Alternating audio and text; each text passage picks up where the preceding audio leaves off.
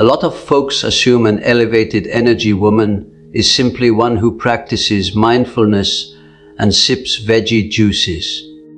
However, Carl Jung unearthed a much stronger truth. He termed it the unified inner feminine, the fully realized lady, and his findings alarmed him. Since in a culture founded on shallowness and pretense, a lady who has commanded her mind not only shines, she challenges the whole hidden structure. Right now, I'm unveiling the trio of uncommon indicators Jung pinpointed that indicate a lady has reached this level, and why her simple existence sparks profound unease in folks before she utters anything. Here's the thing most folks miss. We exist in a realm of pretense. Each morning, individuals rise and don what Jung dubbed the social face, the disguise we adopt to fit into the group. We act our parts. The dutiful child, the compliant colleague, the friendly partner, the caring parent. We grin when furious. We nod when we differ. We contract when we yearn to grow. This isn't deliberate trickery, it's endurance. But the elevated energy woman has ceased pretending, not due to defiance or to prove a point.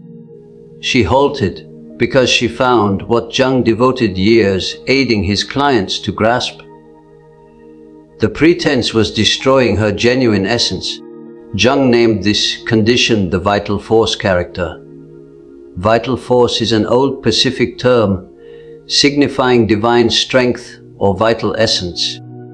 A vital force character is an individual who has reclaimed their power from outer affirmation. Consider how much power you expend daily chasing praise, shaping the ideal reply to dodge disagreement, adjusting your voice so you don't appear too bold, doubting your own views because another seems more assured. All that is your vital essence leaking into others' vessels. The elevated energy woman has drawn that power back to her core. She has turned independent. But this is where it turns fierce.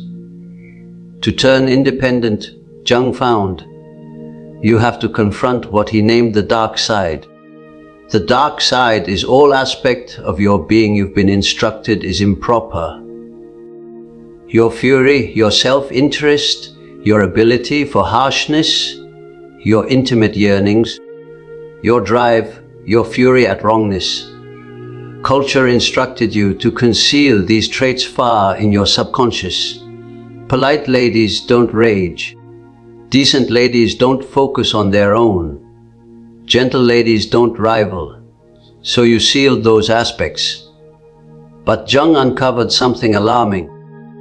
What you deny to admit doesn't vanish. It expands in the shadows.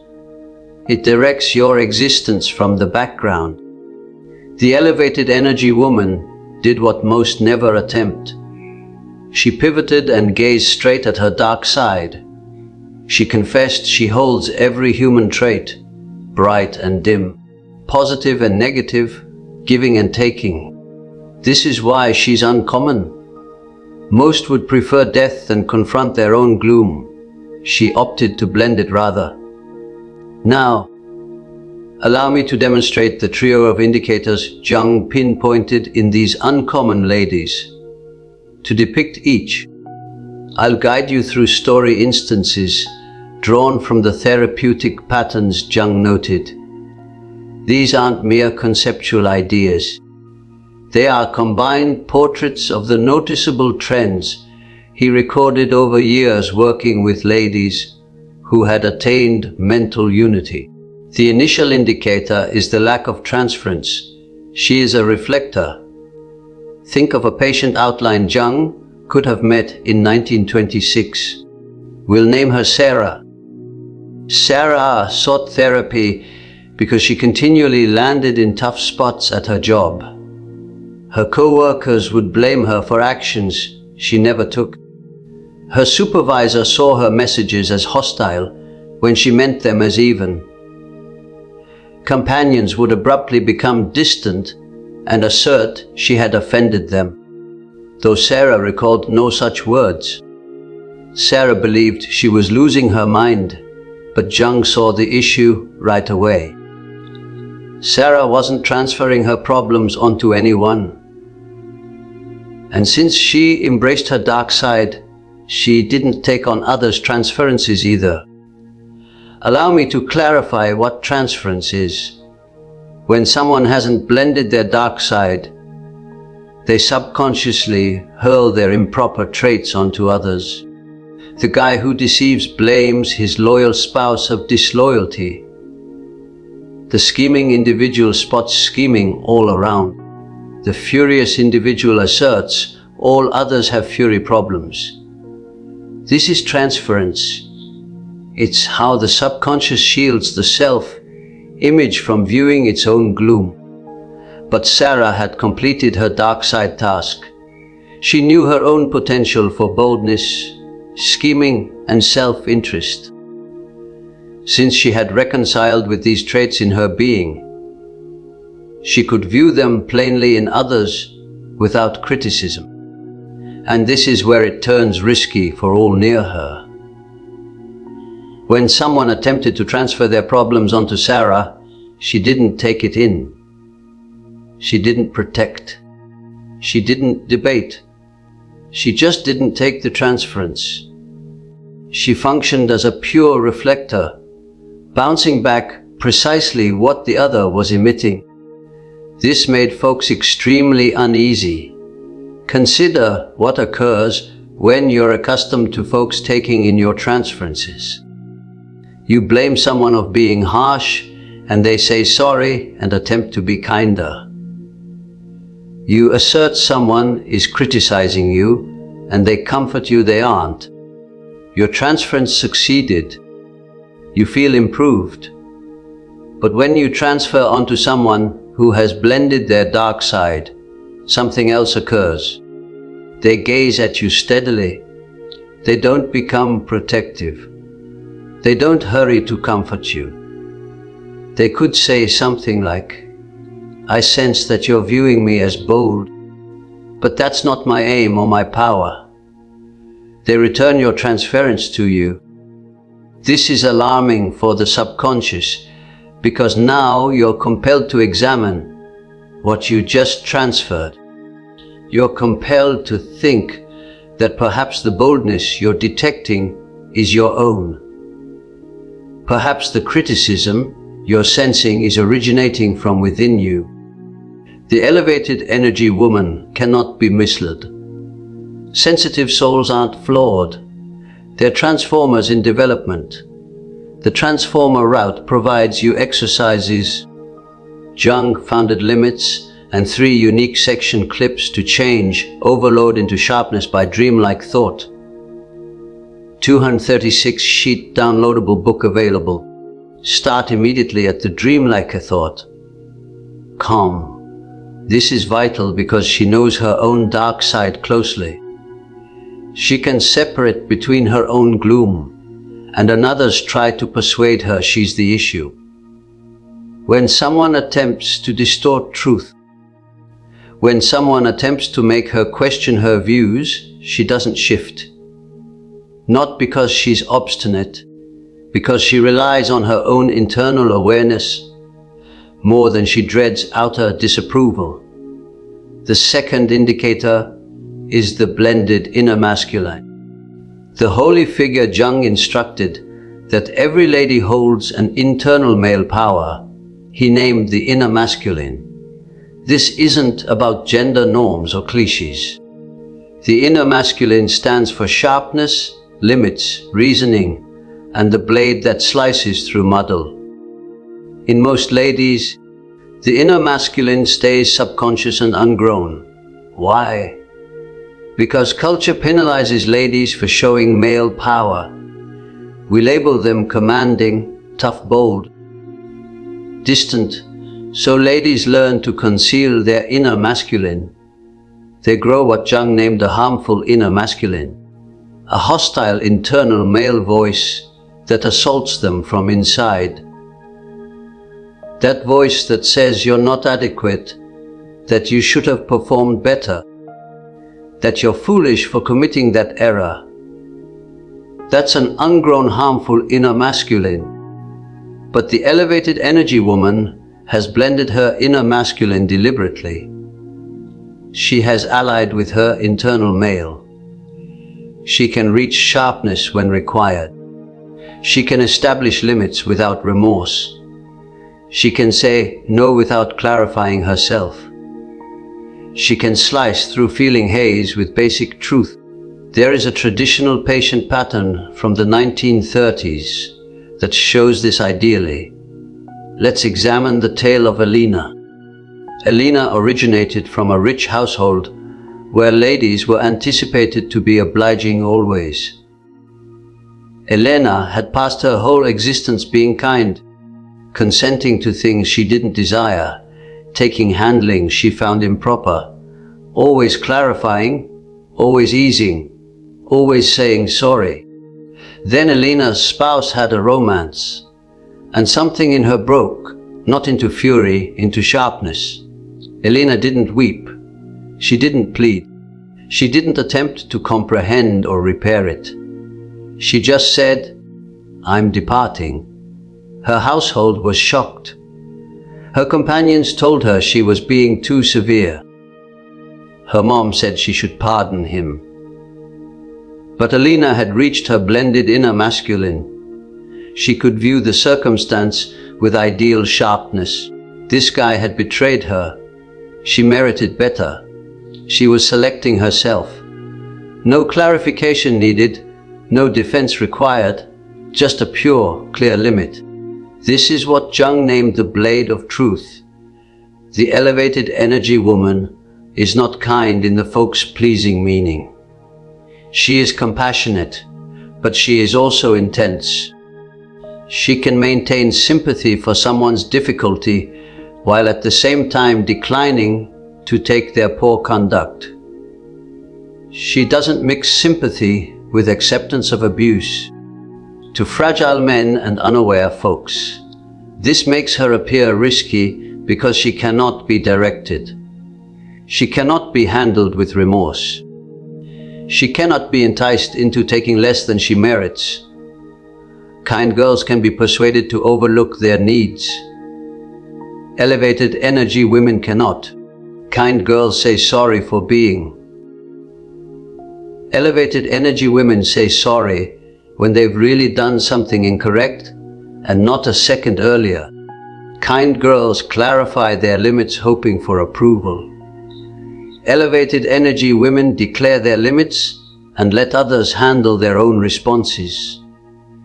This isn't harshness. This is what Jung named mental maturity. When a lady blends her inner masculine, she stops deserting herself to keep others at ease. And in a world that has constructed whole structures on ladies self-deserting, this is transformative. The third indicator is feeling transformation. She is a holder. Most folks have heard the term sensitive soul, someone who senses others feeling strongly. But Jung uncovered something vital. There's a huge gap between an unhealed sensitive soul and a blended one. The unhealed sensitive soul takes in feelings like a cloth takes in liquid. She steps into a space and instantly feels burdened because someone in that space is low. She converses with a companion and departs feeling exhausted because she took in their worry. She cannot separate between her own feelings and the feeling states she's detecting from her surroundings. This isn't a talent. It's an unblended sensitivity. But the elevated energy woman has mastered feeling transformation. She doesn't just take in feelings, she changes them. We see this plainly in the instance of Marie, a battlefield caregiver during the Great War. In this case, Marie sought Jung in 1921, enduring from what we might now term empathy exhaustion. She had passed years taking in the suffering dread, and injury of perishing fighters. She felt like she was sinking in others' agony. Jung instructed Marie the idea of being a holder. A holder doesn't repel the items poured into it. But a holder also doesn't turn into the items. A mug can contain liquid without turning into liquid. A pot can contain blossoms without turning into blossoms. Marie mastered to be there with others' agony without taking it into her own body system. She mastered to observe suffering with sympathy while keeping her own power independence. She could rest with a perishing guy, maintain room for his dread, and depart still balanced in her own existence. This is what Jung meant by the holder. The elevated energy woman can rest in the blaze of high dispute circumstances and stay steady. Not because she's repressing her feelings, because she has grown the mental ability to hold strong feeling power without being eaten by it. Current brain science has confirmed this. Dr. Stephen Paul's studies on the nerve theory shows that a controlled body system can aid control other body systems. This is called joint control. When you're in a space with someone who is worried, you have two options. You can match their worry and heighten the circumstance, or you can keep your own control and aid calm them. The elevated energy woman has educated her body system to stay in safe nerve state. The state of security and group interaction, even when others around her are unbalanced. She doesn't do this by repressing her feelings. She does it by handling her feelings in current time, by keeping awareness of what's hers and what isn't, and by choosing not to desert herself to match someone else's power. But here's the key part. She confirms her own truth. She doesn't need outer accord to know what is real. If she feels uneasy in a circumstance, she relies on that feeling, even if all else seems okay.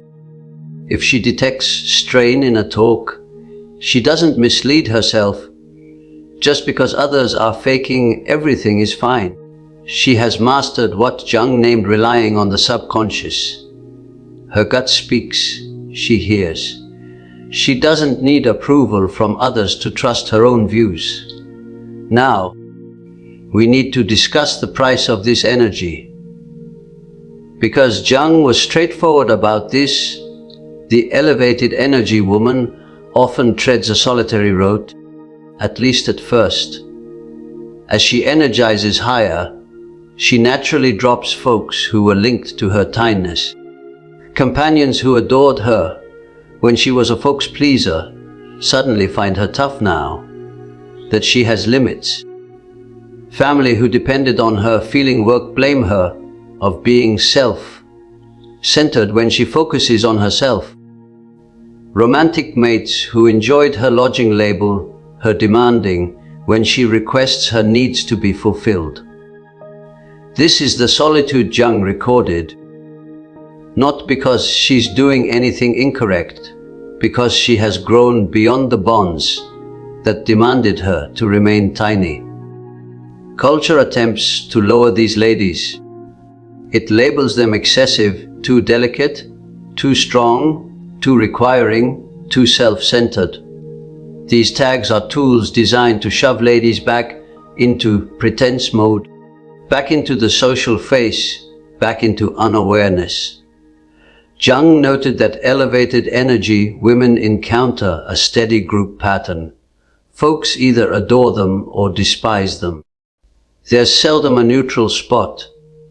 Those who are aware, those who are doing their own internal task, those who have blended their own dark sides, identify these ladies right away and feel secure near them. But those who are unaware, those who are still pretending, those who are fleeing from their dark sides, feel endangered by these ladies' existence.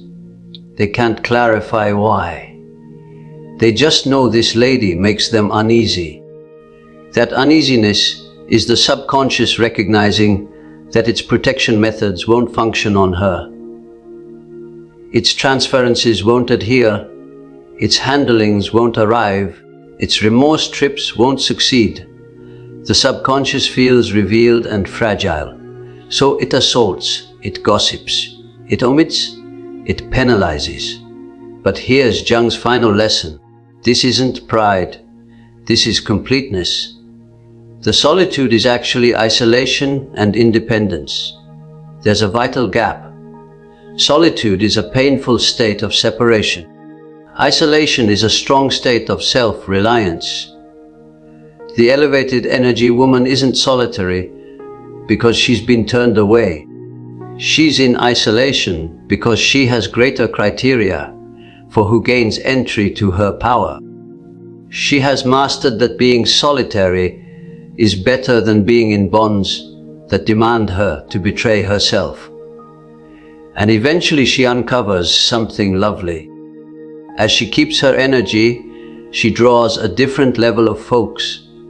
She draws other blended people, folks who meet her at her degree instead of asking her to support them, folks who value her sharpness instead of penalizing her for it, folks who celebrate her limits instead of probing them, folks who match her profundity instead of asking her to stay surface.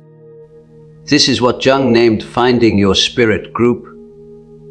Not folks who consent with all you say, but folks who can interact with you genuinely without needing you to pretend or fake. Let me tell you what this liberty really feels like. The elevated energy woman rises and doesn't verify how all else is feeling before deciding how she's permitted to feel. She doesn't watch the space before uttering her truth. She doesn't say sorry for occupying room. She doesn't contract herself to make others at ease. She doesn't clarify her limits. She doesn't defend her needs. She doesn't perform thanks for the minimum. She doesn't take scraps and call it a banquet. She doesn't mix someone's capability with their real conduct. She doesn't remain in circumstances that lessen her hoping they'll eventually better. She treads through the world with what Jung named mental independence. She belongs to herself primarily, not in a self-centered way, in a holy way, because she grasps that she cannot pour from a vacant vessel. She cannot love others well if she's deserted herself. She cannot be of assistance if she's running on empty. So she fills her own vessel first. She honors her own needs. She safeguards her own power. And from that place of abundance, she gives to others not from duty, from excess. This is the energy change Jung recorded. The elevated energy woman has shifted from outer affirmation to internal affirmation, from pretense to existence, from folks pleasing to genuineness, from dread of turn away to dedication to self, from sinking in others' feelings to transforming feeling power, from unaware taking in to deliberate choice. If you identify these trio of indicators in yourself, I need you to hear this plainly. You are not flawed. You are not excessive. You are not self-centered. You are not tough. You are not scary. You are rising. You are blending. You are turning complete. And yes, this process can feel solitary. Yes, you will lose bonds. Yes, folks will misinterpret you. Yes, culture will try to lower you back into pretense mode. But Jung's studies showed that ladies who stay dedicated to their blending eventually experience something amazing. They stop chasing outer affirmation because they've grown unbreakable internal affirmation. They stop fearing solitude because they've uncovered the strength of isolation. They stop trying to persuade others of their value because they know their value is inherent. They stop pretending and start existing. And that genuine existing draws all they've been hunting for, not by pursuing it, by embodying it. If you're ready to embrace your dark side and claim your strength, press that like button and subscribe for more mental insights that unveil what Jung uncovered about human awareness. Drop a comment and tell me which of these trio of indicators resonates with you most. Are you the reflector who bounces others' transferences back? Are you the lady who has blended her inner masculine and found her holy no? Or are you the holder who changes feeling power without being eaten? In the Transformer's route, view training for sensitive souls, you'll turn overload into insight with practical exercises, Jung-inspired limits, and step-by-step view training. This guide includes 3 unique section clips to deepen each lesson. Written by Dreamlike Thought, 236 pages, beautifully crafted, 81.22 by 11 downloadable book available now. Start your training today. Feel profoundly while thinking sharply. Get the Transformers wrote at the Dreamlike Thought. There is something you hold that others can detect the instant you step into a space. An uncommon glow that only genuine, sensitive souls have. And Carl Jung's Concealed Studies discloses why this unseen power makes you both attractive and fragile. Jung uncovered that genuine, sensitive souls don't just sense feelings. They emit what he named the injured healer wave, and power mark forged through suffering, but changed into something much stronger. This glow isn't born from innate kindness, but from mental transformation that most folks never attain. In his personal records, Jung recorded how this uncommon sensitive glow functions on various levels. At the same time, it can mend others simply through existence, but it also draws both light and dark in ways that can either lift or ruin the sensitive soul who holds it. The most surprising part, Jung realized that this glow becomes risky when sensitive souls don't grasp its real essence. Without deliberate awareness, it turns into a signal for power drainers while gradually eating the sensitive soul from inside. Join me as we dive into Jung's most deep insights about the unseen power field that encircles genuine sensitive souls, and why grasping this uncommon glow is the gap between being an injured healer and an independent one.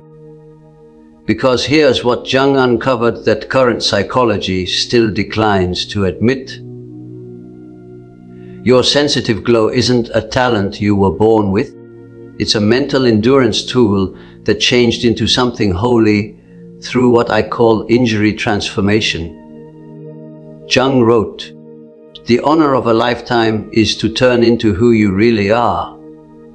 But for sensitive souls, turning into who you really are means first grasping why your body system grew this amazing sensitivity. It wasn't random. It was adaptive. Think about this from Jung's view on mental growth. He noted that sensitive souls often came from youth settings where feeling endurance relied on high alertness. You mastered to read tiny faces before you could read terms. You grew radar for feeling threat because your security depended on predicting the feeling climate around you. But here's what Jung realized that most healers overlook. This endurance tool didn't just aid you navigate youth injury. It literally rewired your mind to function at waves that most folks can't reach. Your reflect cells became overactive. Your emotion system became extraordinarily reactive. Your whole body system became what I call a feeling receiver. Current brain science confirms what Jung guessed decades ago. Data. Elaine Aron's studies on highly delicate persons shows that sensitive souls process sense data more deeply in the mind areas linked with awareness, feeling, and sympathy. But Jung grasped something deeper. This nerve difference creates an actual power field that others can detect. But that's not the most amazing part. The most amazing part is how Jung uncovered that this sensitive glow functions like what he named mental radar. It doesn't just receive power. It actively changes it through subconscious transformative processes. Jung noted that when sensitive souls enter a space, they subconsciously begin what I call power excavation. They dig beneath surface shows to uncover the feeling truth that others are concealing, even from themselves. Your glow literally reads the dark transferences that folks hold. Here's how this really functions. Based on Jung's grasping of the group subconscious. Stage 1, the power scan. Your sensitive glow automatically tunes to what Jung named feeling-colored groups. The subconscious feeling patterns that drive folks' conduct. You sense their unhandled sorrow, their concealed fury, their repressed dread before they've even admitted these feelings exist.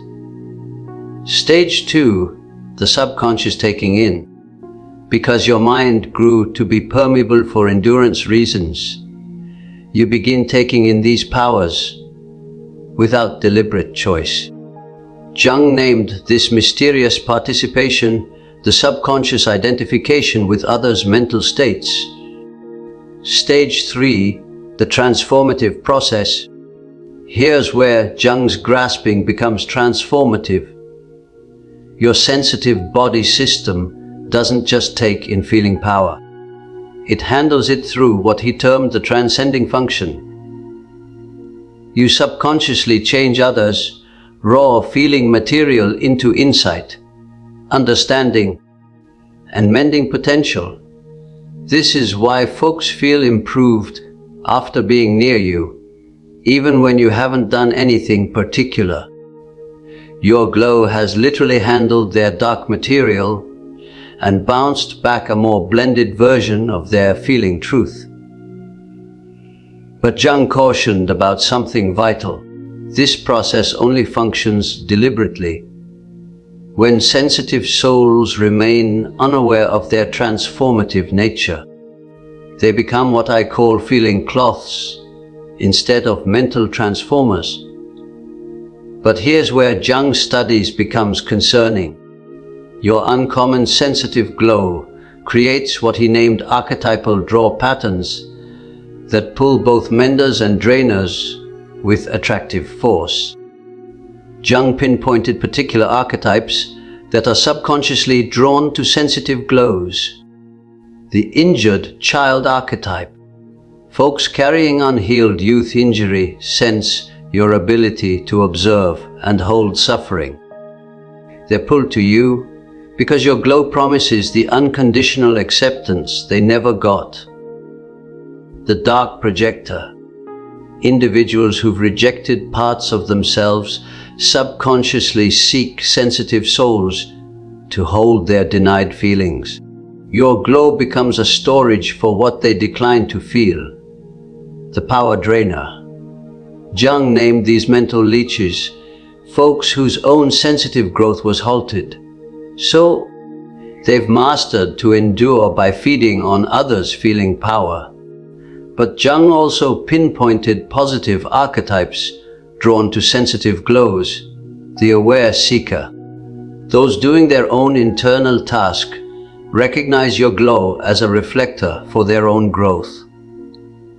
They come not to take, but to vibrate and co-develop the genuine self. Folks ready to embrace their full humanity are naturally pulled to the approval your glow gives them to feel profoundly without shame. The risk lies in what I call archetypal mix-up. When sensitive souls can't separate between those who come to mend and those who come to feed, your glow pulls both. But without deliberate judgment, you'll exhaust yourself trying to change folks who aren't ready for change. If you've observed that you pull both deeply spiritual folks and deeply troubled folks, comment, "I am an archetypal attractor." Now you're uncovering what Jung named the injured healer group, why your sensitive glow holds both the ability for profound mending and the fragility to being eaten. Jung grasped that the injured healer archetype functions through what I call vibrating wave mending. Your glow doesn't mend others by giving them your power. It mends by vibrating at waves that activate their own mending potential. Think about how this functions energetically. When someone with unhandled injury encounters your sensitive glow, they experience what Jung named group activation. Your existence awakens the mender archetype within them, because you're showing that it's possible to change wounds into insight. But Jung uncovered something profound about this process. The injured healer can only activate mending in others to the degree that they've done their own dark task. If you're holding unblended injury, your glow becomes polluted with what I call leaking power. Instead of inspiring mending, you subconsciously invite others to wound you in the same patterns you haven't mended. This is why sensitive souls often pull self-centered, feeling drainers, and folks who seem to need endless saving. Your unhealed wounds create an electric mark that draws folks who will reenact your original injury until you've fully blended those experiences. Jung wrote, "All that annoys us about others can lead us to a grasping of ourselves. For sensitive souls, this means that everyone you pull is showing you something about your own unaware patterns.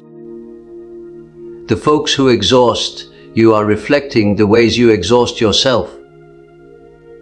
The folks who can't receive your love are bouncing your own struggles with self-love." The transformative solution. Jung's solution was what he named deliberate suffering, the willingness to feel your own wounds completely so they can change into insight rather than remaining as open wounds that others can use. When you do this internal task, your glow shifts from what I call injured healer wave to independent healer wave. You still hold the ability for profound sympathy, but it's now grounded in completeness rather than injuredness. Here's where Jung's grasping becomes truly transformative. Your sensitive glow functions as what he named the mental reflector. It bounces back to others their own ability for awareness or unawareness. Jung noted that aware folks feel calm around sensitive souls because your glow bounces their own internal light back to them. They experience what I call identification vibration, the delight of being truly viewed and accepted for who they genuinely are. But unaware folks often feel disturbed around awakened sensitive souls because your glow bounces their dark material, the parts of themselves they're trying to evade. This creates what Jung named dark transference worry. They may assault you, try to dim your light, or attempt to make you responsible for their uneasiness. This reflector effect explains why sensitive souls often experience such extreme reactions from others. Some folks are pulled to you like insects to flame, while others seem inexplicably hostile or endangered by your existence. Let me show you this dynamic in motion. The aware reflector response. When someone doing their own internal task encounters your sensitive glow, they feel inspired and lifted. They might say things like, "I feel so calm around you," or "You help me recall who I really am." These folks energize you because the exchange is mutual. They're also bouncing your light back to you. The unaware reflector response. When someone evading their dark encounters your sensitive glow, they feel triggered and protective. They might criticize your sensitivity, tell you you're excessive, or try to provoke feeling reactions that would lower your wave to match theirs. These interactions exhaust you because they're trying to pull you into unawareness to evade facing what your existence is showing them. The predatory reflector response. When power drainers encounter your sensitive glow, they sense chance. They recognize your ability for feeling, handling, and subconsciously plan ways to make you their feeling controller. These are the folks who injury dump, create endless crises, or position themselves as victims who need your constant saving. Grasping this reflector effect is vital because it explains why limit setting feels so tough for sensitive souls. When you set limits with unaware folks, you're not just safeguarding your power. You're declining to enable their evasion of their own dark task. But here's Jung's most profound insight about sensitive glows. You're not just handling individual feelings. You're connected to what he named the group subconscious, the shared mental space that contains all of humanity's experiences, fears, and aspirations. Jung uncovered that sensitive souls serve as what I call group receiver. You're subconsciously tuning into the feeling waves of entire groups, communities, even global awareness patterns. This is why you might feel inexplicably sad during world tragedies, worried during group upheavals, or exhausted in crowded places where many folks are holding unhandled feelings. Your sensitive glow is literally detecting archetypal powers that transcend individual psychology. You're sensing the group dark, humanity's unhealed injuries, suppressed feelings, and rejected aspects of awareness. This connection to the group subconscious is both your greatest talent and your greatest challenge. On one hand, it gives you access to universal insight, archetypal direction, and the ability to help mend group wounds. On the other hand, it can overload you with feeling content that isn't personally yours, but feels intensely real. Jung believed that sensitive souls play a vital role in group mending because you can feel what others have numbed themselves to. You serve as early warning systems for group dark eruptions, wars, social upheavals, environmental crises. Your sensitive glow senses these disturbances before they manifest in the physical world.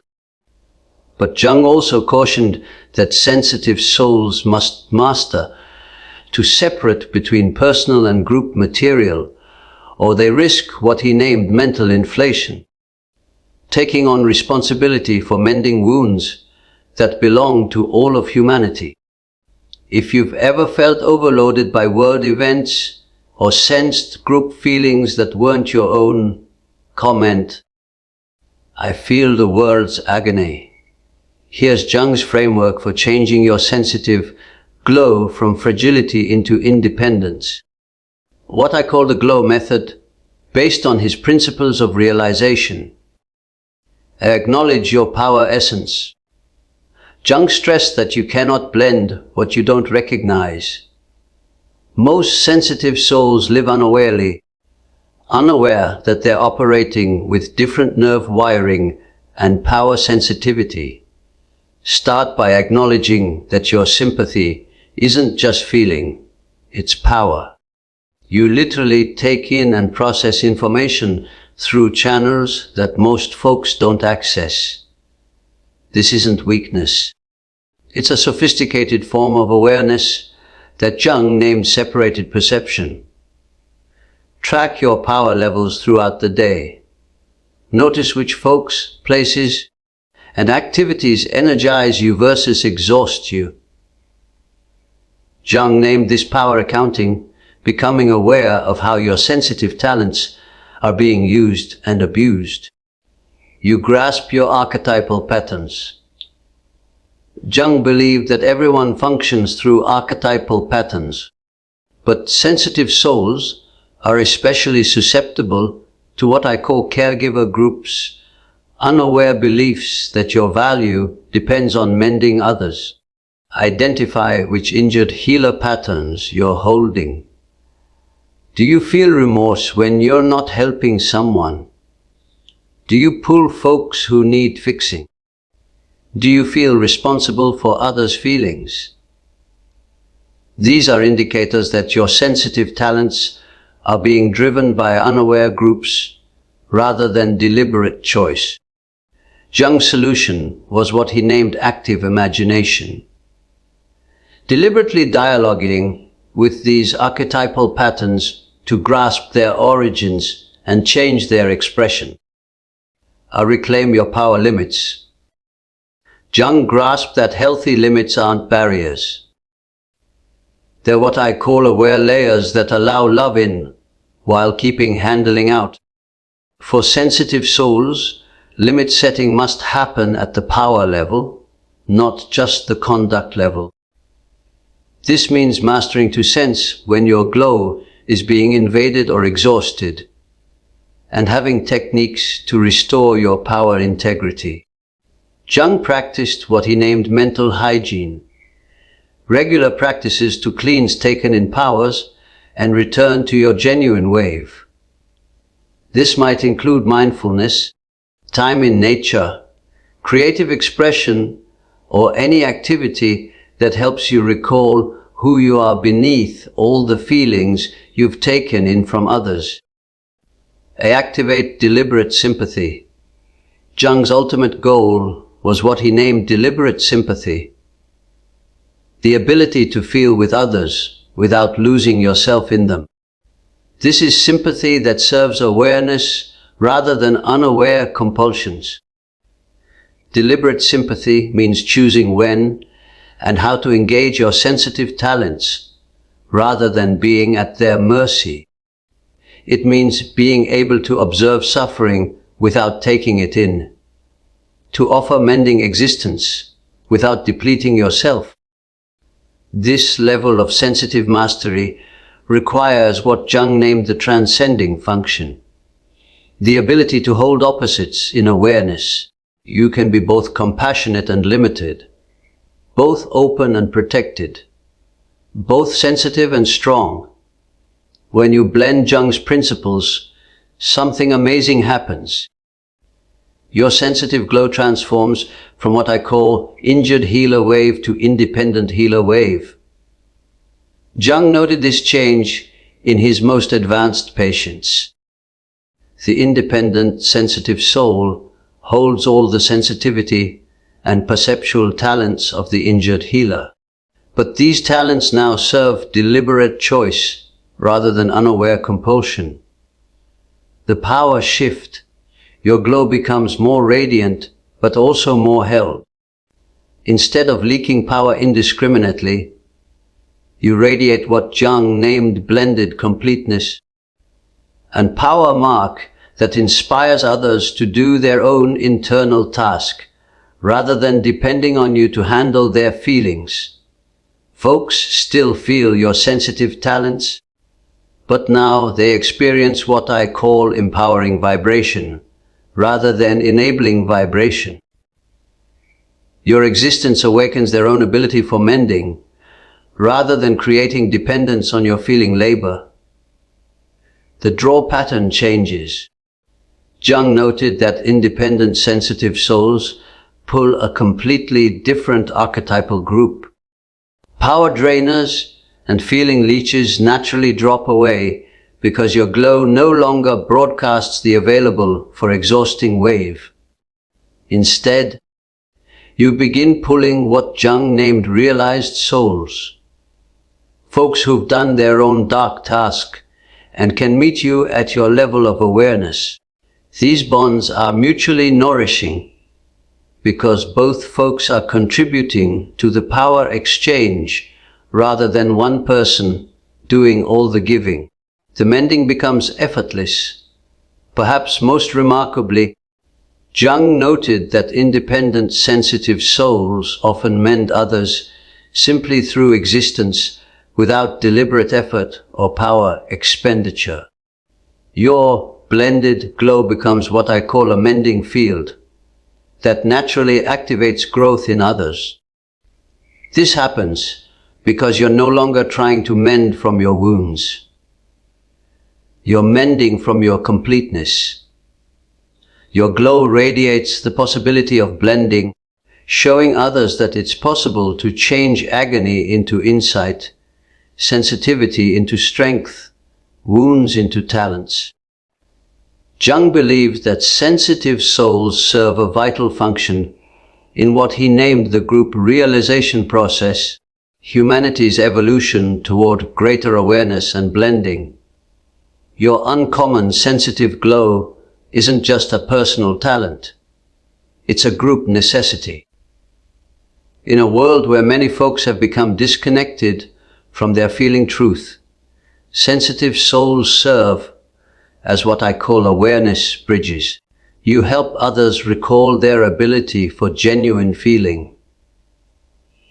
But Jung cautioned about what he named the savior group, the unaware belief that you're responsible for mending everyone. This group actually hinders group mending because it creates dependence rather than empowerment. The true group mending mission of sensitive souls is to model what Jung named aware feeling, the ability to feel profoundly while remaining grounded in your own center. When folks witness this in your glow, it gives them approval to access their own feeling profundity without losing themselves. The ripple effect. Jung noted that when one person in a family system or community attains this level of sensitive independence, it creates what I call awareness ripples that affect everyone in the system. Your blended glow gives others approval to stop numbing their feelings and start handling them deliberately. This is how group mending actually happens. Not through one person taking on everyone's agony, but through aware individuals modeling that it's possible to feel everything and remain complete. The evolutionary role. Jung believed that sensitive souls represent an evolutionary development in human awareness. Your ability to handle feelings at such sophisticated levels is preparing humanity for what he named the next stage of mental development.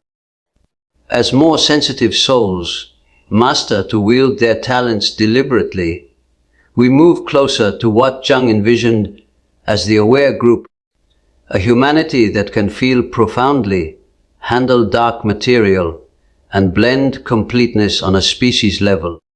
But here's Jung's ultimate insight about the uncommon sensitive glow. It's not meant to be a burden you hold. It's meant to be a talent you deliberately choose to share. Jung wrote, "Your vision becomes clear when you look into your heart. Who looks outside dreams? Who looks inside rises." For sensitive souls, this rising means recognizing that your glow is a reflection of your internal completeness, not your internal wounds. When you complete the journey from injured healer to independent healer, your sensitive talents become what Jung named a blessing rather than a curse. You can feel profoundly without sinking, love fully without losing yourself, mend others without depleting your own life force.